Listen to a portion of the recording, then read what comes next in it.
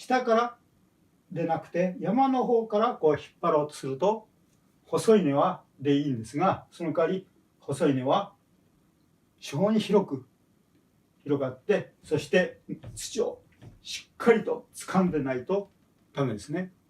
そうしないと引っ張ることができません。狭い根だったらすぐ抜けてしまいます。針葉樹と広葉樹は根の広がり方が全然違うんですね。同じような斜面であっても広葉樹林と針葉樹林では根の広がり方が全然違う。針葉樹がこう支える。広葉樹はこう支えるわけですね。そうするとどちらが広く面積が必要でしょうか。これを上から見てみましょうね。こっちが山、こっちが谷で、木があります。木があります。樹幹があります。樹幹があります。はい。で、山側の方よりも谷側の方がちょっと広がっています。根っこは針葉樹の場合は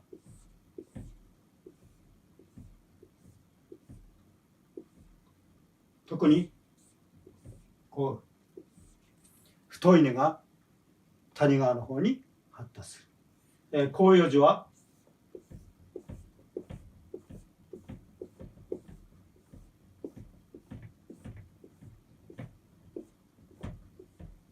こういうふうに大きく広がっているわけですね。広葉樹と針葉樹では根の広がり方は全然違う。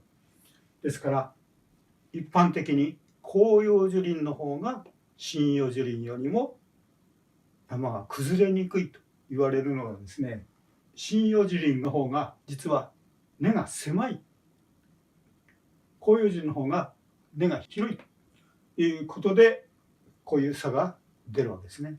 ただし針葉樹林もいつも崩れるからというとそうでなくて、実は針葉樹林もどんどん成長するに従って崩れにくくなります。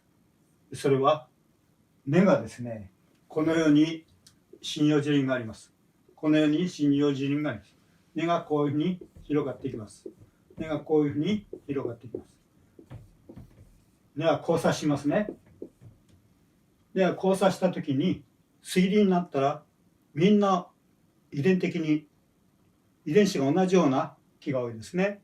挿し木造で増やした木の場合はですね、遺伝的に全く同じ木が揃って植えられているわけですね。そうすると根がですね、こういうふうに重なったところではですね、根がくっついてしまう。くっついてしまうとお互いに非常に丈夫なネットワークができてしまう。こういうのを根茎ネットワークと言います。